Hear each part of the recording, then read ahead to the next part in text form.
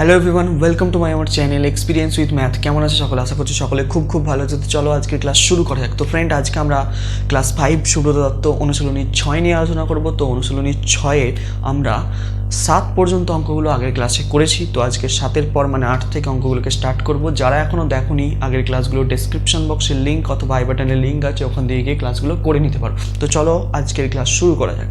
তো আজকে আমরা কী করব? 8-এর দাগের অঙ্কটা। তো 8-এর দাগের অঙ্কটা খুব সোজা একটি অঙ্ক। কি বলেছে দেখো, আমি পড়ে শোনাচ্ছি। বলছে 67 দিনে কত মাস হয়। 67 দিনে কত মাস কত দিন হয় আমাকে বার করতে হবে। খুব সোজা। 67 দিন, দেখো আমার দেওয়া আছে 67 দিন। এটা হচ্ছে তোমার 8-এর অঙ্ক। হ্যাঁ, 67 দিন। 67 দিনে কত মাস কত দিন হয়। আচ্ছা, আমরা জানি যে এটা দিন দেওয়া আছে, এত দিন। আচ্ছা, দিন আর মাসের সম্পর্ক কি? যে 30 দিনে 1 মাস হয়। আমরা জানি কি 30 দিনে কত হয়? 1 মাস হয়। এটা আমরা জানি। তাহলে আমরা এই দিনটাকে যখন মাসে নিয়ে যাবো, তাহলে আমাকে কি করতে হবে? তাহলে 1 দিন সমান কত মাস? 1/30 মাস, তাই তো? তাহলে আমাকে কি করতে হবে? 67 দিন মানে কত করতে হবে? তাহলে 37 লিখছি, সরি। তাহলে 67 দিন সমান আমরা কি লিখতে পারি? 67 দিন সমান 67 দিন সমান লিখতে পারি 67/30। তার মানে 67কে 30 দিয়ে ভাগ করতে হবে, তবে সেটা আমার মাসে যাবে। তাহলে আমরা সিম্পল এখানে ভাগ করে দেবো কত? 30 দিয়ে কাকে? 67কে। চলো, 30 দুয়ে 60 হচ্ছে, 7 হচ্ছে নামলো এখানে। তাহলে দেখো, তাহলে এটা হচ্ছে আমার কিছু চলে গেল মাসে। তাহলে কত পেলাম? 2 মাস 7 দিন। তাহলে 67 দিন সমান কি 2 মাস কত দিন পেলাম? 7 দিন পেলাম। ঠিক আছে, এই হচ্ছে আমাদের আনসার। তো এইখানটা আমি কি পুরো ঐকিক নিয়ম করেছি। এই জায়গাটা ভালো করে বুঝবে। এখানটা ঐকিক নিয়ম করে করেছি যে আমরা কেন 30 দিয়ে ভাগ করলাম, এইখানটা আমি কিন্তু দেখালাম। আরেকবার বলে দিচ্ছি, এখানটা একটু ভালো করে বোঝো। দেখো, আমরা জানি কি দিন আর মাসের সম্পর্ক কি? যে 30 দিনে হয় আমার কত? 1 মাস। তাহলে 1 দিনে নিশ্চয়ই কম মাস হবে, কম হয়েছে বলে ভাগ হবে। তাহলে এখানে যেটা থাকে সেটাকে লিখতে হয় উপরে, আর এই দিকেরটা ভাগ হয়ে গেছে মানে নিচে চলে এসছে। আচ্ছা, আবার বলছি 1-এর জায়গায় লিখছি 67। তো 67 দিনে কত মাস হবে? 1-এর বদলে 67 বলছি, 1-এর থেকে 67 বড় মানে বেশি দিনে তো বেশি মাস হবে। তাহলে বেশি হবে মানে গুণ হচ্ছে, তাহলে 1-এর সাথে 67 গুণ হয়ে 67 হয়ে গেছে, আর 30 নিচে ছিল। ঠিক আছে, এইভাবে কিন্তু আমরা করেছি। বা এটুকুও মনে রাখতে পারো, যদি আমাকে দিন সংখ্যা দেওয়া থাকে তাহলে সেটাকে মাসে নিয়ে যেতে গেলে কি করতে হবে? আমাকে 30 দিয়ে ভাগ করতে হবে। ঠিক আছে, এটাও মনে রাখতে পারো সোজা হিসেবে। তো তাহলে এই গেল আমাদের 8-এর অঙ্কটা। বোঝা গেল নিশ্চয়ই? এই গেল আমাদের 8-এর অঙ্ক। তো এর পরবর্তী যে অঙ্কটায় আসবো সেটা হচ্ছে আমাদের কত অঙ্ক? 9-এর অঙ্কটা। 9-এর অঙ্কটায় দুটো দশমিক সংখ্যা দেওয়া আছে। দেখো, দুটো দশমিক সংখ্যা দেওয়া আছে। কি কি দেখো, একটা দেওয়া আছে তোমার 0.5 আর দেওয়া আছে 0.45। বলছে এদের মধ্যে কোনটি বড়। এই যে দুটো সংখ্যা দেওয়া আছে, এই দুটো সংখ্যার মধ্যে কোন সংখ্যাটা বড় আমাকে জানতে চাইছে। তো কি করে বার করবো? দেখো, খুব সোজা ব্যাপার। দেখো, কাজটা কি করবে? হ্যাঁ দেখো, এটাকে একবার লিখবে 0.5, ঠিক আছে। আচ্ছা, আর নিচে লিখবে 0.45। লিখলাম। কি করবো দেখো, এখানে কটার পর দশমিক আছে? একটার পর দশমিক আছে। তাহলে দশমিকটা তুলে দেবো, তাহলে দশমিক তুলে দিলে শুধু 5 হচ্ছে। তাহলে 5 একটা বাই দেবো, দিয়ে কি করবো? একটার পর দশমিক আছে বলে 1-এর পিছনে কটা শূন্য লিখবো? একটা শূন্য লিখবো। এখানেও একইভাবে করবো। তাহলে এখানে কটার পর দশমিক আছে? 2টোর পর দশমিক আছে। তাহলে দশমিকটা তুলে দিচ্ছি, তাহলে শুধু লিখছি 45। তাহলে 1-এর পিছনে কটা শূন্য লিখবো? এখানে একটা ছিল বলে, একটা সংখ্যা ছিল বলে একটা শূন্য লিখেছি। এখানে দুটো সংখ্যা আছে মানে দুটো শূন্য লিখবো। বলো এই পর্যন্ত। এবার কাজটা কি দেখো, এবার কাজ যখন এরকম দুটো ভগ্নাংশ পেয়ে গেলাম, এবার করতে হবে আমাদেরকে কি? ভগ্নাংশের হরগুলোকে সমান। হরগুলোকে কিভাবে সমান করব? দেখো, খুব সোজা। এইখানে দেখো, এর হর কত আছে? 10। এর হর কত আছে? 10। ঠিক আছে, তাহলে আমাকে কি করতে হবে? আমি এই দুজনের হরকে যদি সমান করে দিই তাহলে কি হবে? আমাদের কাজটা সুবিধা হয়ে যায় অনেক। মানে কোনটা ছোট কোনটা বড় আমরা সহজেই বুঝতে পারবো। দেখো, আমি কি করব? এই 10 আর 100 মানে হরগুলোর লসাগু করব। কি করব? 10 আর 100 লসাগু করব। 10 আর 100 লসাগু করব। যদি লসাগু করি তাহলে কত দিয়ে যাবে? 10 দিয়ে করে দিচ্ছি। 10 1 কে 10, 10 10 এ 100। ঠিক আছে, তাহলে আর কিছু দিয়ে যাচ্ছে না।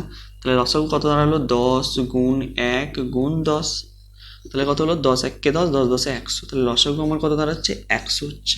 তাহলে আমাকে হরগুলোকে কত করতে হবে, 100 করতে হবে। তাহলে যদি হরগুলোকে আমি 100 করি তাহলে কিন্তু ব্যাপারটা খুব সোজা হবে। দেখো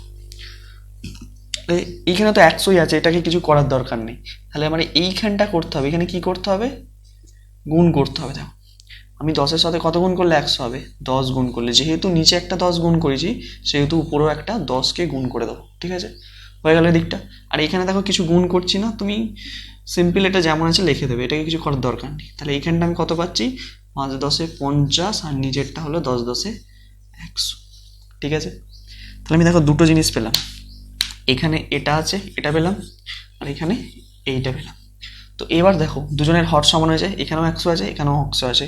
এবার যার হর সমান হয়ে যাবে, যখন ভগ্নাংশের হর সমান হয়ে যায়, উপরের লবটা যার বড় সেই ভগ্নাংশটাই সব থেকে বড় ভগ্নাংশ। মানে এখানে দেখো দুজনের হর 100 100 আছে, আর লবের মধ্যে বড় হচ্ছে এইটা 50 বড় 45 থেকে। তাহলে কোন সংখ্যাটা বড়, 0.5 বড়। তাহলে আমরা বলতে পারি 0.5 বড় কার থেকে, 0.45 থেকে। বোঝা গেল? এইভাবে তোমরা কিন্তু করতে পারো, এইভাবে তোমরা করতে পারো। আরেকটা এটা হচ্ছে তোমাদের এইভাবে কিন্তু এটা প্রসেস করার একটা শর্টকাট। তোমরা যদি মানে লসাগু টসাগু বা ভাবছো যে করবো না, এত কিছু না করেও কীভাবে করতে পারবো, দেখো তার জন্য আমি একটা নিয়ম বলে দিচ্ছি। কি করবে, এই সংখ্যাটা দিয়েই বলছি, তাহলে বুঝতে পারবে আর সুবিধা হবে। দেখো তোমার আছে 5/10, আর এখানে কত আছে, এখানে কত আছে 45/100। ঠিক আছে, শর্টকাটের নিয়ম বলে দিচ্ছি, দেখো কীভাবে করবে, লসাগু না করেও করা যাবে এটা। তোমরা কি করবে, এর হর দিয়ে এর উপর নিচে, আর এর হর দিয়ে এর উপর নিচে গুণ করে দেবো। বুঝতে পারলে আমি কি বললাম? আচ্ছা আমি কি বললাম, যে এর হর দিয়ে এর উপর নিচে গুণ করে দেবো। এর হর কত আছে, 100, তাহলে এখানেও 100 গুণ করবো, উপরেও একটা 100 গুণ করবো। আর এর হর কত আছে, 10 আছে, তাহলে এখানের উপর নিচে 10 গুণ করবো, এখানেও 10 গুণ করবো। দেখো 5 100 500 হয়ে গেল, নিচে হচ্ছে 100, আর এখানে 10 গুণ করলে মোট একের পিছনে 3টে শূন্য, মানে 1000 হয়ে গেল। এখানে দেখো 45-এর সাথে যদি 10 গুণ করি 450 হয়ে গেল, আর এখানে হচ্ছে 1000 হয়ে গেল। দেখো নিচের হরগুলো দুজনেরই সমান হয়ে গেছে, এখানে 1000 এখানে 1000, আর সব থেকে লবটা বড় কার, এই যে 500টা বড়, তাহলে অর্থাৎ এটাই তো আমার ঘুরিয়ে ফিরিয়ে বড় হচ্ছে। বুঝতে পারলে? এইভাবেও করতে পারো। ঠিক আছে, এইভাবেও করতে পারো, কিন্তু আমার মনে হয় এইভাবে দেখো ক্যালকুলেশন বড় হবে, বড় বড় সংখ্যা পাবো। ঠিক আছে, এই জন্যই কি আমি লসাগু করে নিলাম, তাহলে সুবিধা হবে যে হরটা আমাকে কত করতে হবে, কত সমান করতে হবে। ঠিক আছে, এইভাবে করতে পারো, এইভাবেও করতে পারো। আমার মনে হয় লসাগু করে করাটাই ভালো, বেটার। ঠিক আছে, ঠিক আছে, তাহলে এই গেল আমাদের কত অঙ্ক, 9-এর অঙ্কটা। আশা করছি বোঝা গেছে।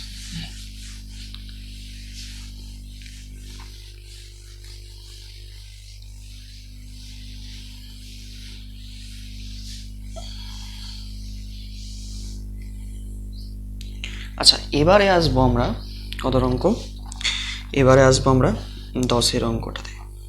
যে বলছে দশমিক, এই 3.33 একটা সংখ্যা দেওয়া আছে, একটা সংখ্যা দেওয়া আছে, কত অঙ্কটা, 10-এর অঙ্ক।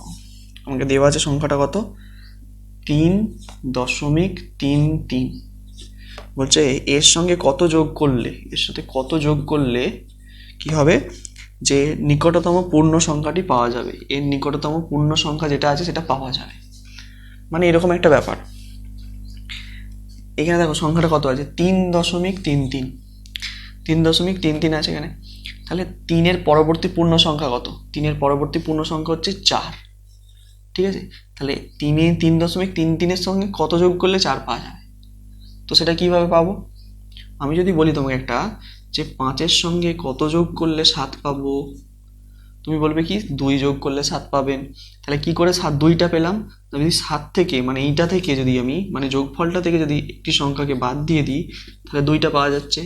তাহলে আমরা কি 3-এর পরবর্তী সংখ্যা যেহেতু জানি 4, তাহলে আমরা কি করবো, 4 থেকে 3.3কে বিয়োগ করে দেবো, তাহলে আমার উত্তর মিলে যাবে।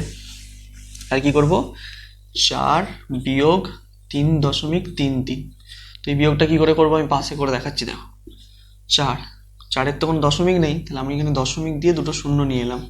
ঠিক আছে, দশমিকের পর শূন্যের কোনো দাম থাকে না, আমি নিয়ে এলাম এইভাবে। তাহলে দশমিকের তলায় দশমিক বসাবে, দশমিক দশমিকের ডান দিকে দুটো 3 আছে, বসালাম, আর এদিকে একটা 3 আছে, বসালাম, দিয়ে বিয়োগ করব।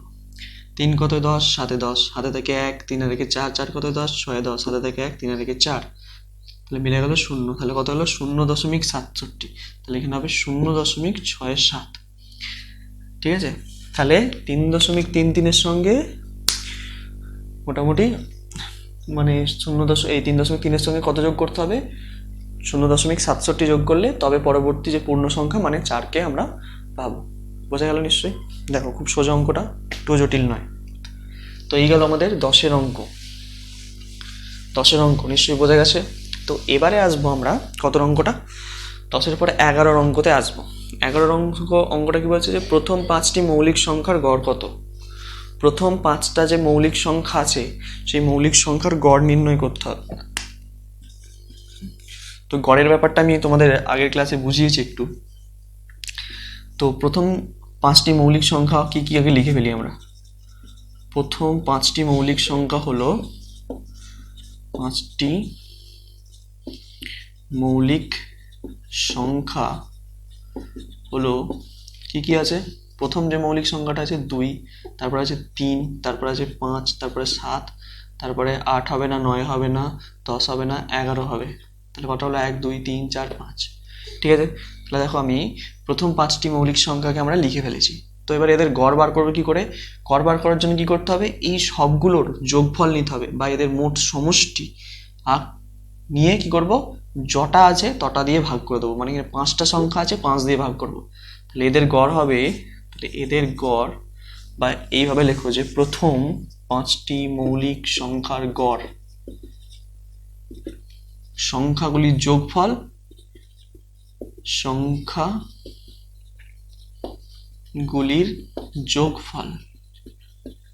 যোগফল বাই মোট সংখ্যা। যতগুলো সংখ্যা আছে, ঠিক আছে, মোট যতগুলো সংখ্যা আছে সেটা দিয়ে ভাগ করে দেবো। তাহলে আমার সংখ্যাগুলির যোগফল কত হবে, 2 যোগ 3 যোগ 5 যোগ 7 যোগ 11 হলো। কটা সংখ্যা, মোট সংখ্যা 5টি সংখ্যা আছে। তাহলে এবার দেখো এই যোগটা করো, 3 5, 5 5 10, 17, 17 আর 10 27, 27 আর 28, তাহলে 28/5 হলো। যোগটা একবার মিলিয়ে নাও ঠিকঠাক আছে নাকি দেখো।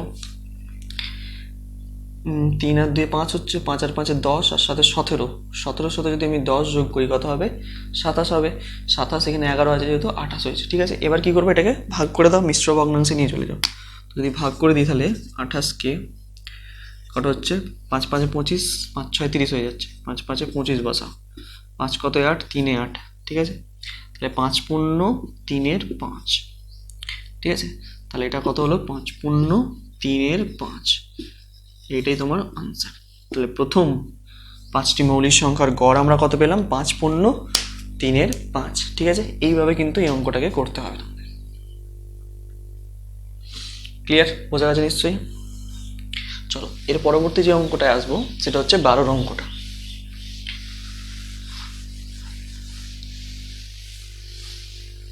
দেখো 12-র অঙ্কটা কি বলছে, 12-র অঙ্কটা কি বলছে ভালো করে বোঝো।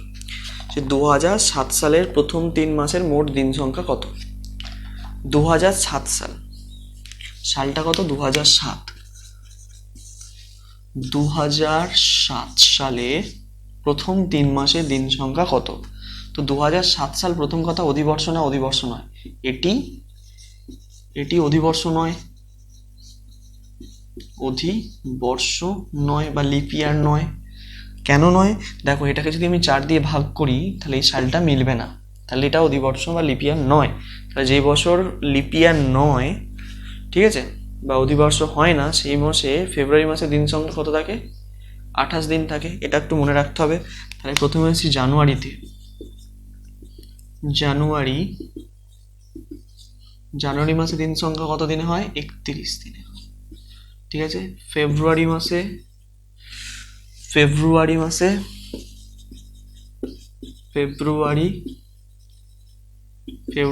দিন সংখ্যা হচ্ছে তোমার 28 দিনে। আর মার্চে, জানুয়ারি ফেব্রুয়ারি মার্চ হচ্ছে 31 দিন হবে। মার্চ মাস হচ্ছে তোমার 31 দিনে হয়।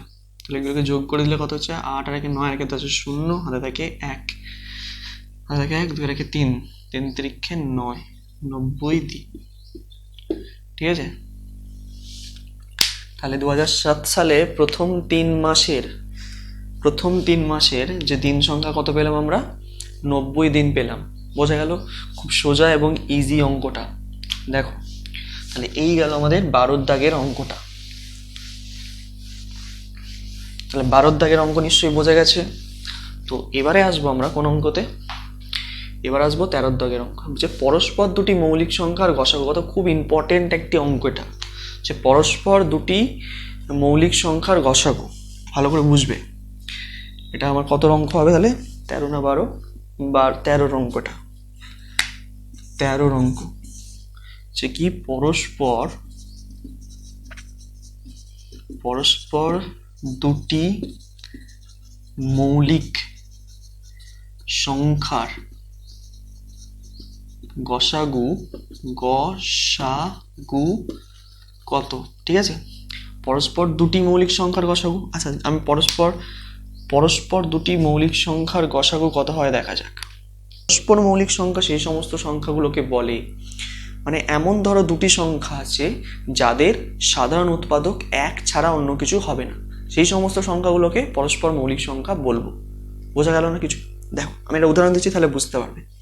আমি ধরো দুটো সংখ্যা লিখছি, একটা 15 আর একটা 16, ভালো করে বুঝবে। ঠিক আছে, তো 15-র উৎপাদকগুলো কি, মানে 15কে কোন কোন সংখ্যা দ্বারা ভাগ করা যাবে? 1 দিয়ে যাবে, 5 দিয়ে যাবে, 3 দিয়ে যাবে, 15 দিয়ে যাবে, তাই তো? আচ্ছা 16-র উৎপাদক কি হবে? 1 দিয়ে যাবে, 2 দিয়ে যাবে, 8 দিয়ে যাবে, 4 দিয়ে যাবে, 16 দিয়ে যাবে। দেখো এবার এদের সাধারণ উৎপাদক কি 8। এবার দেখো, এবার হচ্ছে সাধারণ উৎপাদক মানে কি 1 আর 1, আর অন্য কিচ্ছু মিল নেই সাধারণ উৎপাদক। তাহলে সাধারণ উৎপাদক 1 ছাড়া আর অন্য কোনো সংখ্যা মিল নেই, তাহলে আমরা বলতে পারি 15 আর 16 হচ্ছে পরস্পরের মৌলিক সংখ্যা। তাহলে এক্ষেত্রে 15 আর 16 হলো 15 ও 16 হলো পরস্পরের মৌলিক সংখ্যা। ঠিক আছে, পরস্পরের মৌলিক সংখ্যা। বোঝা গেল নিশ্চয়ই? তাহলে পরস্পরের মৌলিক সংখ্যা কাকে বলে? যে সমস্ত সংখ্যার, যে দুটি সংখ্যার সাধারণ উৎপাদক একই থাকতে হবে, 1 ছাড়া অন্য কোনো সংখ্যা যদি সাধারণ উৎপাদক হয় তাহলে কিন্তু হবে না।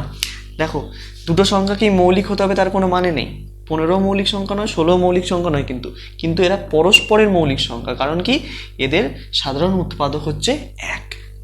বোঝা গেল পরস্পরের মৌলিক সংখ্যা কি ব্যাপারটা?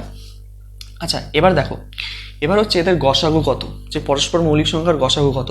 পরস্পর মৌলিক সংখ্যার গসাগু সর্বদা 1 হয়, কারণ কি দেখো এদের সাধারণ উৎপাদক 1, অর্থাৎ এদের গসাগু 1 হবে। তো আমি গসাগু করে দেখিয়ে দিচ্ছি তোমাদেরকে, তাহলে বুঝতে পারবে। আমি যদি 15 আর 16-র গসাগু করি, তাহলে ভাগ প্রক্রিয়া করছি, দেখো কি হবে। 15 1 15, 1 হচ্ছে, তাহলে এখন কি করতে হবে? 1 দিয়ে এবার 15কে ভাগ করতে হবে, তাহলে কত? 15 1 15। তাহলে কি দিয়ে ভাগটা মিললো? 1 দিয়ে ভাগ করে মিলেছে আমার, তাহলে এইটাই হচ্ছে গসাগু। ঠিক আছে, তাহলে এটা মনে রাখবে যে পরস্পর মৌলিক সংখ্যার গসাগু সর্বদা 1 হয়। কি? পরস্পর মৌলিক সংখ্যার গসাগু সর্বদা কত হয়? 1 হয়। বোঝা গেল যে পরস্পর মৌলিক সংখ্যার গসাগু কত হয়? সর্বদা 1 হয়। ক্লিয়ার? ব্যাপারটা বোঝা গেছে? দেখে নাও 13 অঙ্কটা কিন্তু এইভাবেই তোমাদেরকে সলভ করতে হবে। ঠিক আছে, চলো।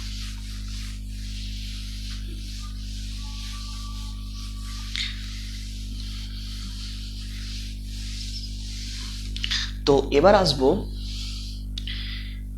আসবো আমরা 14 অঙ্কতে। তাই গেল 14 অঙ্ক। আচ্ছা নেক্সট ক্লাসে আমরা 15 থেকে বাকি অঙ্কগুলোকে সলভ করবো। তো আজকে 14 অঙ্কটা লাস্ট অঙ্ক, যে দুটি পরস্পর মৌলিক সংখ্যার লসাগু কত। দুটি পরস্পর মৌলিক সংখ্যার লসাগু, পরস্পর মৌলিক সংখ্যা তো জেনে গেছি। দেখো 15 16 হবে তাও নয়, আমি আরেকটা লিখছি 4 এবং 9, এটাও পরস্পর মৌলিক সংখ্যা হবে। দেখো এদের সাধারণ উৎপাদক কত? একই। 4কে কি দিয়ে ভাগ করা যায়? 1 দিয়ে যায়, 2 দিয়ে যায়, আর কি দিয়ে যায়? 4কে নিজে দিয়ে যায়, তাই তো? এটা হচ্ছে তোমার 14 অঙ্ক। হ্যাঁ, আর 9কে কি দিয়ে ভাগ করা যায়? 1 দিয়ে যায়, 3 দিয়ে যায়, আর 9 দিয়ে যায়। তাহলে দেখো 1 আর 1 সাধারণ উৎপাদক আছে, ঠিক আছে? তাহলে 4 আর 9 পরস্পর মৌলিক সংখ্যা, তাদের লসাগু কত হবে? এদের লসাগু কত হবে? এদের লসাগুটা জেনে রাখবে যে কত? সংখ্যা দুটির গুণফল হবে। কি হবে? সংখ্যা দুটির গুণফল। কেন গুণফল হবে? কারণ দেখো তুমি 4 আর 9কে যদি লসাগু করো, মানে 1 ছাড়া অন্য কোনো সংখ্যা দিয়ে যাবে না, অর্থাৎ যে সংখ্যা 1 আর অন্য কোনো সংখ্যা দিয়ে যায় না, তখন আমরা কি করি? সংখ্যা দুটোকে গুণ করে দিই। তখন 4 ইন্টু 9 করি, মানে কত? 36। তাহলে এদের লসাগু 36 হয়ে যাচ্ছে, মানে সংখ্যা দুটোকে কি করে দিচ্ছি? গুণ করে দিচ্ছি। এটাই আমি এখানে লিখেছি, দেখো যে এদের লসাগু মানে পরস্পর মৌলিক সংখ্যার লসাগু কি হয়? সংখ্যা দুটির গুণফল হয়। বোঝা গেল যে কেন সংখ্যা দুটির গুণফল লিখলাম? তাহলে এখান থেকে দুটো ইম্পর্টেন্ট কোয়েশ্চেন কিন্তু মাথায় ঢুকিয়ে নাও, যে পরস্পর দুটি মৌলিক সংখ্যার গসাগু হচ্ছে 1, আর পরস্পর দুটি মৌলিক সংখ্যার লসাগু হচ্ছে সংখ্যা দুটির গুণফল। ক্লিয়ার? আশা করছি বোঝা গেছে। তো আজকের এই ক্লাসটা এই পর্যন্তই। নেক্সট ক্লাসে বাকি যে অঙ্কগুলো আছে সেগুলোকে সলভ করবো। ততদিন মন দিয়ে পড়তে থাকো। All the very best.